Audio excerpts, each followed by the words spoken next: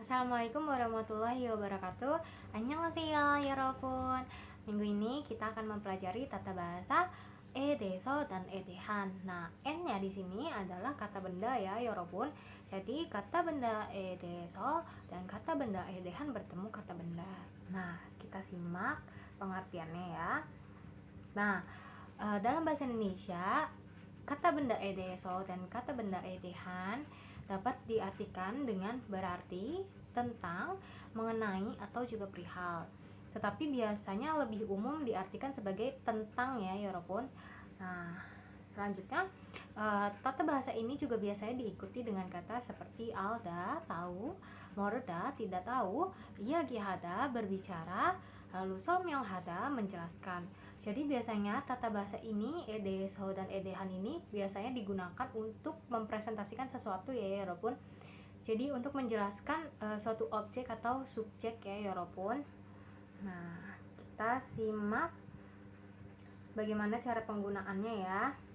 Nah, di sini ada contoh yang tidak ada bacim dan yang ada bacim. Kita lihat yang tidak ada bacimnya dulu. Contohnya adalah munhwa. Munhwa itu artinya apa ya, 여러분? Betul, budaya atau kebudayaan ya. Nah, 문화에 대해서, 문화에 대한. Lalu yang ada bacimnya contohnya adalah emak. Emak itu artinya musik ya, 여러분. 음악에 대해서, 음악에 대한. Nah, kalau edehan ini harus dilekatkan lagi pada kata benda ya, 여러분. Jadi contohnya 문화에 대한 책이에요. Buku tentang kebudayaan ya, 여러분, artinya. Nah, selanjutnya di sini ada not. Edeso diletakkan setelah kata benda dan dapat disingkat menjadi edehe. Nah, jadi kalau disingkat jadi edehe gimana ya, 여러분? Nah, 문화에 대해, 음악에 대해 gitu ya, 여러분. Dan juga dapat diganti dengan 관해서. Nah, jadi gimana? 문화에 관해서, 음악에 관해서 gitu ya.